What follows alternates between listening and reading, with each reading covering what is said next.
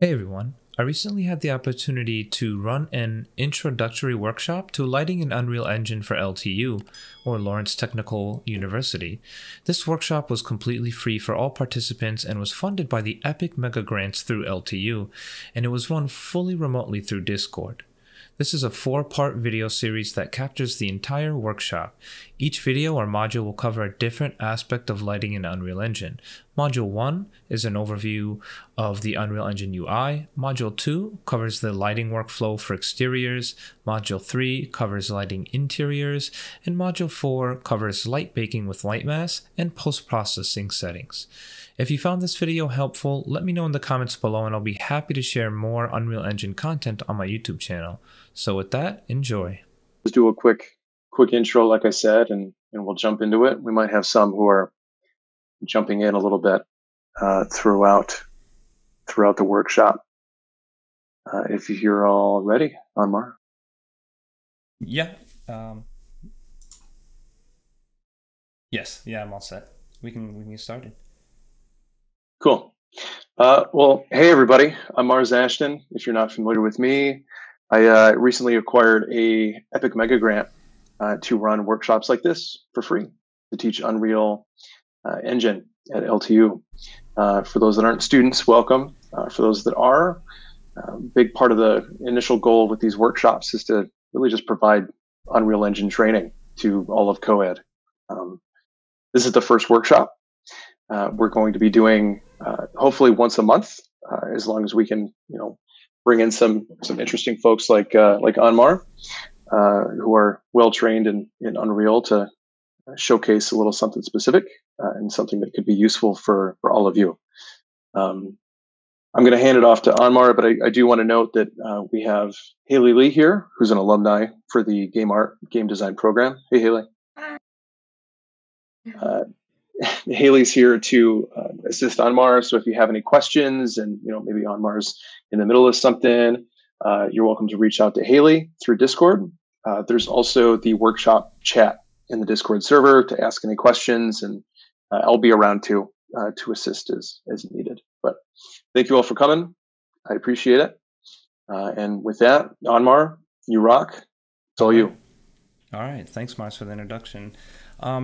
What I'll do first is just kind of recap the download while I'll go through like kind of a quick introduction of my background. So just again from the HIO website, make sure to go to the community, important files, and then download the workshop files here. Okay, now these will be the specific files that I'll be going through. I have already downloaded them and opened them in Unreal. So go ahead and do that. And then the expectation, at least for the course, is this is an introductory course to lighting in Unreal Engine. We'll be covering concepts that cover exterior lighting, interior lighting, and product design lighting, or even some automotive lighting. All right. And you can see here, these are just kind of this is my professional website. You can see a little bit more about excuse me, my background. It's just OnMars3D, and you can take a look.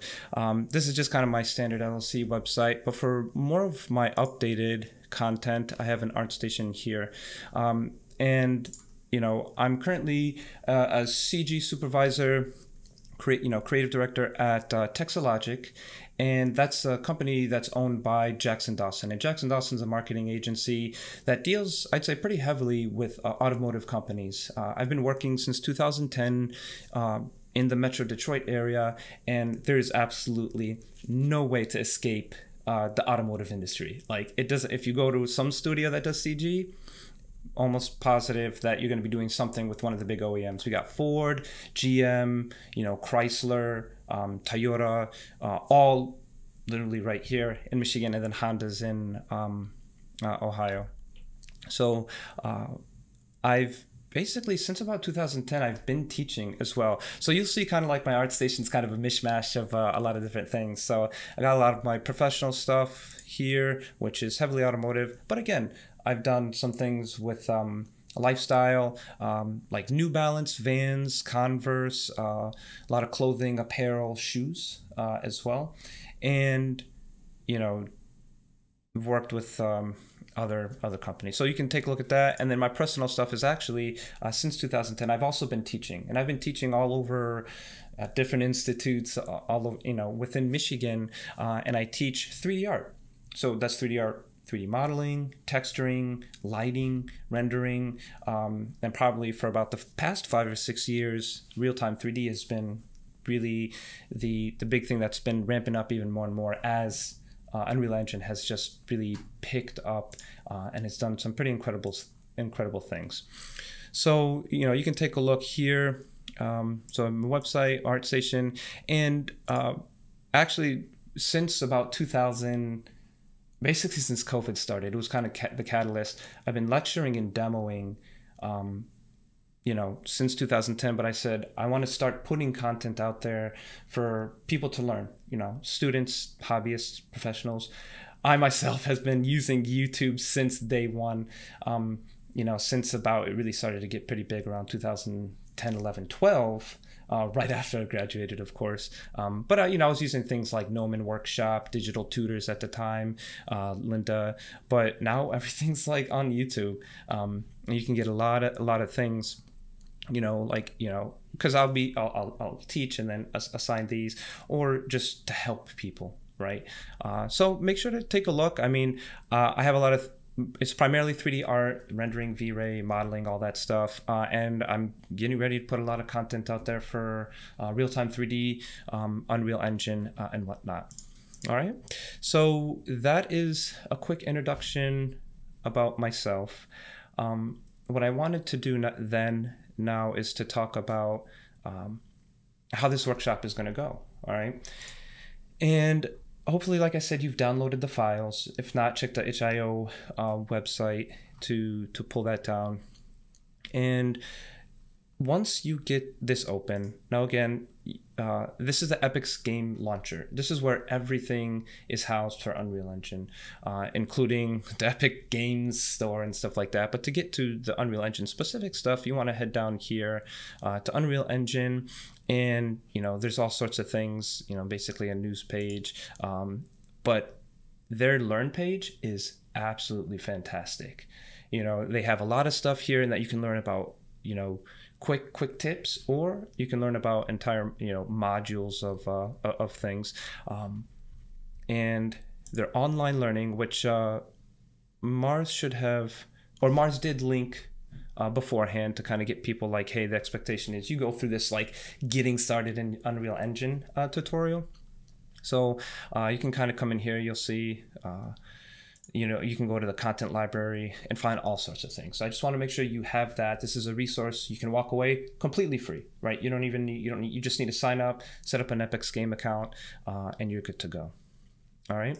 And the marketplace obviously is where you can just buy models and stuff like that.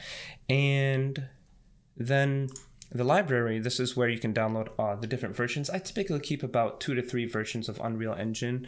4.26.1 is the latest and greatest version, and I still got some projects that are using 4.25, and all the projects that you have will basically live in this projects panel. So you can see already the new one that I just downloaded is right here, even though the project file is the same. So once you open it up, or open up your Epic's game launcher. Sometimes it takes a little, by the way, it takes a little bit to show up here, but once it does, you can. If it doesn't, you can either launch it directly from here. So you can go to 4.26 and then launch, or launch it from here.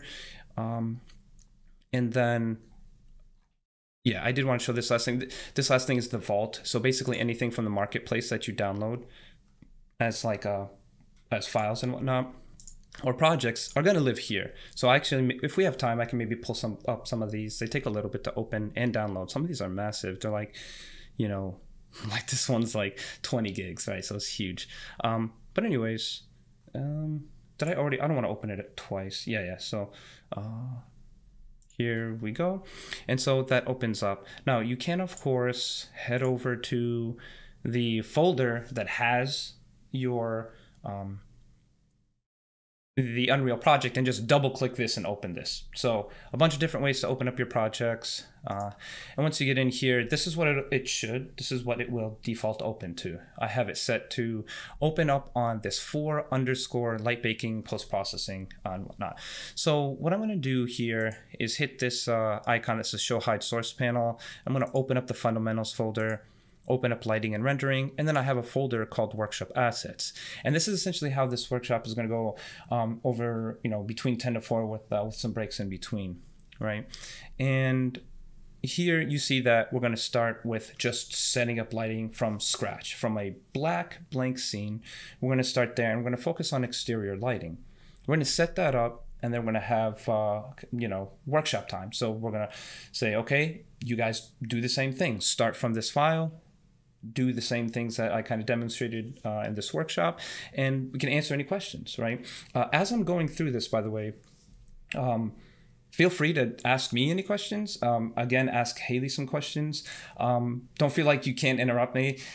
When I'm demonstrating and lecturing, I always like a dialogue, right? So, to talk to people as we go through this, okay? And so we have the lighting start, and then we're going to do lighting the exterior, and then we're going to have lighting the interior, and then we're going to finish off with baking, like finalizing the baking, and then doing some post-processing as well. So those are the kind of the 3 or 4 modules that I have set up for today. The first one is just going to be the UI, and then for each end of the module, we'll have workshop time, about 20 to 30 minutes. So any questions so far? Because now I'm going to go into the first module and just kind of go over the UI in Unreal Engine.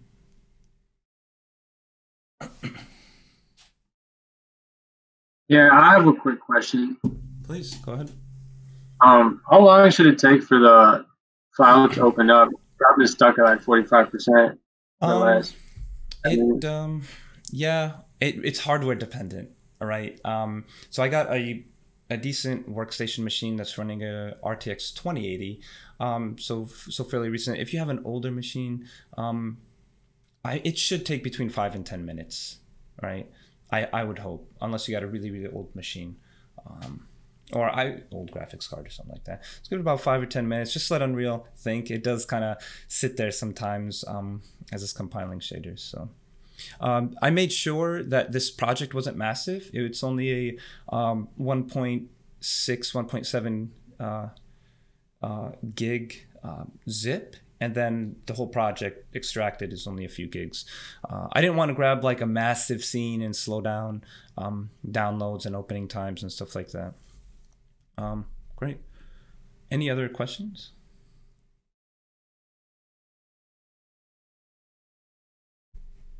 Okay. All right, so let's get right into the first module, which is just kind of an introduction to, or just a recap of the Unreal Engine UI. I'm going to kind of show the main things that I'll be using over the course of this tutorial. So here is the 4_ light baking post-process scene. This is the final scene with all the light baking. And the first thing here is, you can see we have the 3D viewport. The way that you want to navigate is pretty much the same as all the other DCC softwares like 3ds Max and Maya, and probably Blender. It's just a hold Alt left click, hold Alt and then left click, right? So that's going to orbit around your camera, hold Alt middle mouse to pan around, hold Alt right click to zoom, okay? So you'll see me do that. One of the nice things is, you can select an object in here and hit F, which frames the camera on the object. So if you accidentally, sometimes you'll do this where you don't realize you have the sky selected and then hit F and you're like, oh crap, I'm in space, right? So you can just kind of go in here, grab any one of the objects and kind of zoom back in. You can also just use the scroll wheel as well, all right? We have different settings here. We're just going to use the default, leave everything as is here. But what I do want to show you is right out the gate is, a nice thing that you can use to set your camera is using bookmarks, okay? So I, would typically maybe set one like maybe right in here. So if you press Control 1 on the keyboard, you just set a bookmark. So I could go back out here to space, and then I could hit a 1 on the keyboard, and it automatically takes me back in there. So I like to just show that right off the bat, because sometimes you might get lost. So if you just kind of get in a nice position and hit Control 1, or I hit Control 1, so I overrode the other one, but Control 2, this is now the interior camera. So I can come back out here and do a Control 1. So now I can do 1, 2, and then we can bounce between the interior and the exterior, not have to worry about you know, scrolling, moving, and, you know, trying to get around. Now, I'm sure probably a lot of the people here play games, including myself. So you can also hold right click and use WASD to essentially just create a free form camera that can just move around without worrying about collisions or anything like that. Like, you can actually just head out here and take a look at the terrain and everything like that. Okay. So we have basic transforms as well, you know, W, E, R, T, or your QWERTY key. So Q is just like, you know, your standard key. You have W, which is your move tool. So just kind of move some things here. And then you have E for rotate, which will kind of rotate the object, and then R for scaling objects. Okay, so W, E, R. R for translation, rotation, and scale. And you can use them up here. So you can find these, and it lets you know the shortcut here. If you're doing some world building and environment modeling and stuff like that, you may want some snapping. So you can always turn on snaps here, which is on already. And you can kind of see it snaps. It's set to 10 units. Like if I set this to 100, you'll see it snap much more. So you can see I can move this around, and it's snapping to this grid here. So there's that. So I'm going to leave this color calibrator back in its original position. And then you can of course have snapping options for rotation here, and you can do the same thing for scale. So you have rotation snapping and transform snapping, and then or rotation snapping, transform snapping, and scale. The other thing is this camera speed is nice. This is if you have a really large environment or a small environment. So for example, if I go and hit hold right click and use WASD, you can see that, you know, it's moving around the environment pretty good, but I can bump this up to like 8. Right, and then you're zooming, and this is like for big, large, open environments. If you have a smaller environment, you definitely can. You can see that he's going super fast. So the camera's going super fast, or we can definitely slow it down if it's a slower environment or a smaller environment. All right. So we have those here. The other thing is we'll be messing with orthographic views. So, you know, top, bottom left, which is just kind of your standard brush wireframe view. It'll automatically set it to that view. So if you see me change that, I'm changing it from here. You can use the Alt-J. I never remember these, to be honest. But you can, you know, write these down and jot these down. But Alt-G at least is probably the most important one, which is to jump back to perspective view. Then you have these different view modes. We'll primarily be just looking at lit, unlit, which is just albedo and diffuse, and detail lighting, and lighting only. We won't be getting into, we may look at other things, but those will be the primary ones. And then you can set exposure settings, which we'll do in a little bit. We'll leave this one, won't worry about this. We'll just leave that on for now, for show. Okay, so that's the 3D viewport.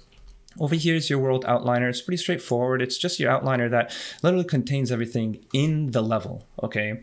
Not to be confused with the content browser, okay? So I could go, you know, and if I wanted to just grab a mesh, a new mesh or something like that, you can drag that from the content browser and just drag that and put that, and that is now in the level. So you'll see that it'll show up here, and you have everything in the scene, which includes meshes, lights, reflections, and whatnot. Now, you'll see that I keep things fairly organized. What you want to do, you know, just a 3D Art 101 thing, or just in general, is just keep things organized, right? So I'm obviously handing this file over to everybody in the workshop, so you can take a look at it and easily understand how things are structured, right? That's how you want to handle things, period. Even if you're just working on a project yourself, you never know if you have to hand something over to somebody, especially in the industry, and you're working with other people in a studio. Organization is key. You don't want people to waste time, essentially, because you didn't organize your scenes, right? So again, we have the house exterior, which you can toggle on and off to see what's included in that. We have the house interior. Well, if I hide the exterior and hide the interior, you can see what's turning on and off. And then we have the landscape terrain. We won't be doing anything with the landscape, modifying it, but that's there here. And you can see we just used some trees here that are populated on the terrain. We won't be looking at landscaping in this one, but at least that's kind of how that's set up. And you can see lighting and everything. So obviously if I turn off the lighting group, everything, well, the light turns off. Reflection, the same thing. So everything's, has some sort of logical structure to it.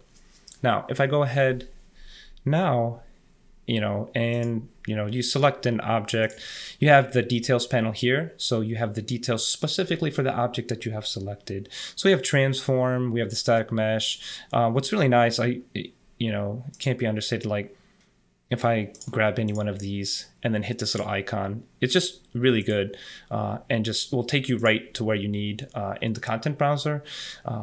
So there's that. And then we're going to look at transformability as we do some light baking, and then just the general settings to an object. So we won't spend a great deal amount of time here, but just basically everything pertaining to that object that you have selected in your outliner is here. Okay. And you may be wondering, well, where are the settings for these specific objects in your content browser? Okay. So if you're here in your content browser, we take a look. By default, it looks like this. I hit this icon here. To get this panel, I typically like to just be able to jump at any folder that I want. And then if I, go into like meshes, I select this, you're not going to get settings for that here. Instead, you have to double click on the object, and then it opens up kind of its own set settings, right? So these are all the static mesh properties, everything that you'll be able to view and edit directly in the mesh, which would then be applied to it in the level. From in most cases. All right. There's decent searching tools, but yeah, we'll be able to find whatever we need. One thing that you want to, I would say, always turn on, if you go down here, is to turn on show engine content, because by default that's off. And show engine content has a lot of really good stuff that you can drag and use. That's actually where I got the color calibrator from. So if you go to view options and do show engine content, you can pull, have access to content that's in the engine. That's saved on a different part of your hard drive. Okay, you can also jump here to any of these folders there. Then we have kind of these place actors on the left. And these are, you can see, like I can actually get to landscape mode or foliage mode or brush editing, modeling, depending on, what mode I'm in here. Now we're going to be just sticking with select and place actors.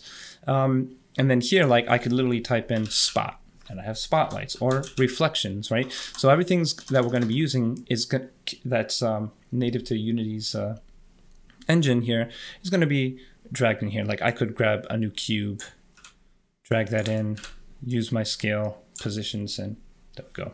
Okay. So that's a basics of the UI. Also, you can completely modify this in any way. I know some people that want a larger real estate here and may actually just straight up grab their content browser and move it on their other screen. Or, you can go to window and add in like 3 content browsers or 4 content browsers, and you can have all sorts of things, especially if you have multiple monitors, dock things. You can completely mess it up too. And if you do that, and that's okay if you do that, because mine's lagging pretty hard when I try to modify the UI. But if you mess it up, it's not a big deal. You can go to Window, Load Layout, and just do Default Editor Layout. And then let it restart, and it opened up on my other monitor. So let me bring that back here.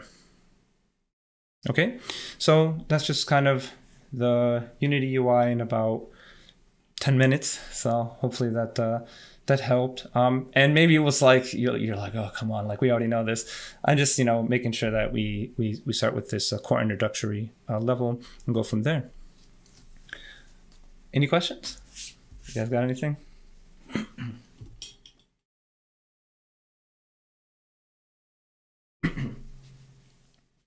Okay, no problem. Let's just keep moving. So what we want to do first, okay, we're now going to cover what to do when you first start lighting your scenes. So at this point, you'll notice that this scene is kind of a clay scene. You know, I was kind of debating whether to have a fully materialized scene, but when you're discussing workshops, we can definitely plan to break these up by lighting, materials, and combining everything and whatnot. So it'll make sense for now, because the techniques that you learn here, again, can be applied to any scene. All right. So the first thing that you want to do is let's go ahead and open up our project or plugins here. And then we go to also edit project settings. Okay, so there's a couple things at least I want to show you guys. Girls, if you type in HDRI, you'll see that there's an HDRI backdrop. Now that's, I don't believe, it depends on the template that you load when you first start a project. So you can make sure that that's enabled. So along with that one, we can do one that's relatively recent is the sun position calculator. So I just typed in sun, and you can load that one as well. And we may use these tools. Virtual production utilities is another one. So those are the 3 plugins that I made sure were loaded for this. So I'm not using anything else besides those, aside from what's default loaded in Unreal. Okay. Now, if you assuming you have my project, there's nothing you need to do. I'm just showing you what you need to turn on. And if you turn these on in a different project when they're off, Unreal will just prompt you to restart, which is fine. It says, hey, you changed these. We need to restart to load these properly. So do that. Project settings. So there's a few things that we want to do in project settings. Okay. So we're going to stay in the scene, and actually I'll probably, you know, get a little bit closer here so we can kind of see some lights and shadows. Now, the lighting in this scene was built using higher light mask settings, which is the light baker in Unreal Engine, and production level quality lighting. On my machine, which is a fairly powerful machine, it's a dual Xeon Intel processor with like 10 cores each, 20 threads each. So it's 40 threads. So it really just chews through this, okay? And we baked it in about maybe 15, 20 minutes at the really high settings, okay? So keep that in mind. We're gonna pretty much do preview and maybe some medium baking throughout, but I'll be able to cover those settings later, but towards the end, so you understand, you know, like, okay, cool, the workshop went great. I'm gonna bake this scene, walk away, and do my thing. Now, I'm gonna try to bring this over here. And what we're gonna wanna do is disable some settings, okay? These are the settings that you wanna disable right out the gate, okay? And you're saying, well, why are we gonna disable them? Because you want to make sure you're lighting your scenes that don't have post-processing applied to it, okay? That's the nice thing about Unreal Engine. You open it up and you start dropping models in there and they look fantastic, okay? But they're kind of those like nice beauty goggles or whatever, and then you see everything that looks good, but you want to make sure to, you know, remove the goggles, remove the post-processing, and light without any color, you know, not color correction, but any post.